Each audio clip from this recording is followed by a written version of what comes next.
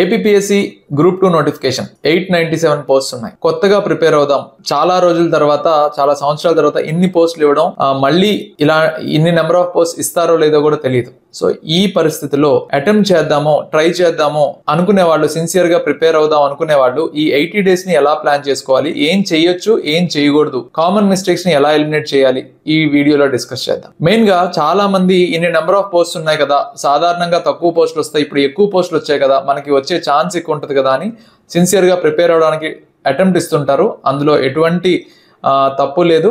But ఈ 80 days ని plan చేసుకునేటప్పుడు కొత్తగా ప్రిపేర్ అవుతున్నాం కదా, ముందు కోచింగ్ జాయిన్ అయిపోదాం అర్జెంట్గా అని చెప్పేసి చాలా మంది ఆలోచిస్తారు. సో కోచింగ్ జాయిన్ అవ్వాలా లేదా అనేది ఫస్ట్ ఈ వీడియో కంప్లీట్ గా చూసిన తర్వాత అప్పుడు మీరు డిసైడ్ చేసుకోండి. సో సిలబస్ మీరు పర్టికులర్ గా చూసినట్టయితే ప్రిలిమినరీ ఎగ్జామ్ అలాగే మెయిన్స్ ఎగ్జామ్ ఈ రెండు స్టేజెస్ లో సిలబస్ చాలా డీటెయిల్డ్ గా డిమార్కేషన్ చేయడం జరిగింది. గ్రూప్ 1 సివిల్స్ లాంటి ఎగ్జామ్స్ లో ప్రిలిమ్స్ కి మెయిన్స్ కి చాలా రిలేషన్ చాలా ఎక్కువ ఉంటుంది.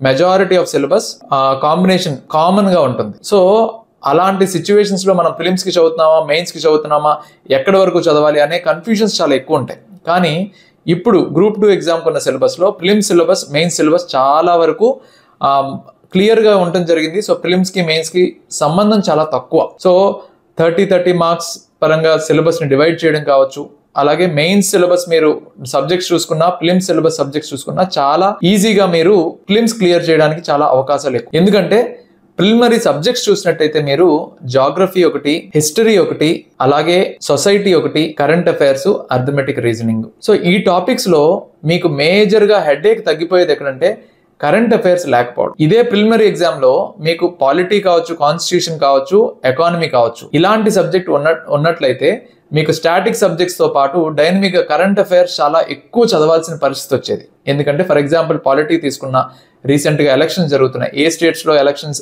ఎలా జరిగాయి, ఆ స్టేట్స్ లో నెంబర్ ఆఫ్ పోస్ట్స్ ఎన్ని, ఎవరెవరు గెలుచుకున్నారు, వాళ్ళ ఎలిజిబిలిటీ ఏంటి, ఏ పార్టీ ఎక్కడ విజయం సాధించింది, ఇలా కాంటెంపరీగా కరెంట్ అఫైర్స్ లో చాలా ఎక్కువ న్యూస్ పాలిటీ మీద, అలాగే ఎకానమీ మీద, అగ్రికల్చర్ కావచ్చు, ఇన్ఫ్రాస్ట్రక్చర్ కావచ్చు, మానిటరీ పాలసీ, బ్యాంక్స్ కావచ్చు, ఇలా బడ్జెట్ మీద కావచ్చు, ఇలా రకరకాల కరెంట్ అఫైర్స్ లో నిరంతరం ఉండే క్వశ్చన్స్ ఈ పాలిటీ అండ్ ఎకానమీ మీద చాలా ఎక్కువ ఉంటాయి.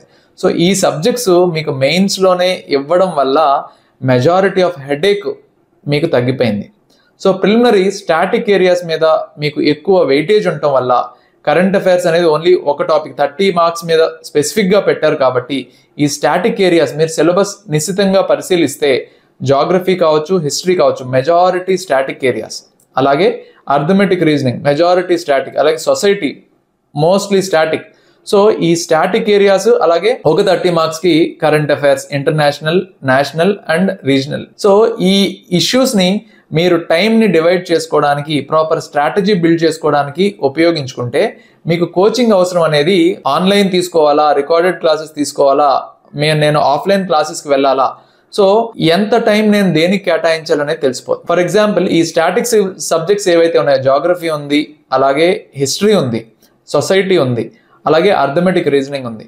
సో ఇవన్నీ మ్యాక్సిమం మీరు రికార్డెడ్ క్లాసెస్ విన్నా, ఇంట్లో మ్యాక్సిమం టైం అవైలబిలిటీ టైము మీరు సిస్టమ్ ముందో, మీ మొబైల్ ఫోన్లోనో ఆన్లైన్ క్లాసెస్ వింటూ మీ నోట్స్ ప్రిపేర్ చేసుకుంటూ ప్రిపరేషన్ అనేది కంప్లీట్ చేసేయచ్చు.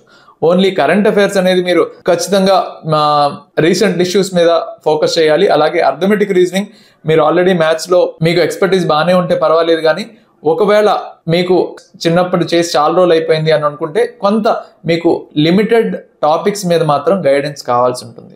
సో ఈ విషయాలు మీరు గుర్తుపెట్టుకుంటే మీరు మ్యాక్సిమం టైం అనేది సేవ్ చేసుకోవచ్చు. ఎందుకంటే మీరు ఈ స్టాటిక్ సబ్జెక్ట్స్ మీద మీరు ఆఫ్లైన్ కోచింగ్కి వెళ్ళినా, కోచింగ్ సెంటర్లో కూర్చున్నా, మళ్ళీ మీకు ఏదైతే స్టాండర్డ్గా ఒక స్టోరీ లైన్ లాగా ఉంటుందో, ఒక నవల్లో ఒక స్టోరీ డిస్క్రైబ్ చేస్తే ఎలా ఉంటుందో అలాగే సబ్జెక్ట్ కూడా డీటెయిల్. హిస్టరీ ఉంది, ancient history, medieval history, modern హిస్టరీలో అది కూడా సిలబస్ని చాలా డీటెయిల్డ్గా కట్ డౌన్ చేసి, సివిల్ సర్వీసెస్ సిలబస్ ఏంటి, ఇదే ఫర్ ఎగ్జాంపుల్ హిస్టరీ తీసుకుంటే ancient history, medieval history, modern history అనే సిలబస్ సివిల్ సర్వీసెస్లో ఎంత ఉంది, గ్రూప్ 1లో ఎంత ఉంది, గ్రూప్ 2లో ఎంత ఉంది. సో ఈ డివిజన్ మీరు ఒకసారి కంపేర్ చేసుకొని చూసుకుంటే గ్రూప్ 2లో ఎంత తక్కువ సిలబస్ ఉందో, అలాగే సిలబస్ని ఏవి ఎలిమినేట్ చేయాలో ఇవన్నీ మనకి చాలా ఈజీగా తెలిసిపోతాయి. సో దానివల్ల మనం ఈ స్టాటిక్ ఏరియాస్ అయిన జాగ్రఫీ, హిస్టరీ, సొసైటీ మ్యాక్సిమం మనం ఇంట్లో కూర్చొని మ్యాక్సిమం టైం యూటిలైజ్ చేసుకుంటూ ప్రిపేర్ అయిపోవచ్చు.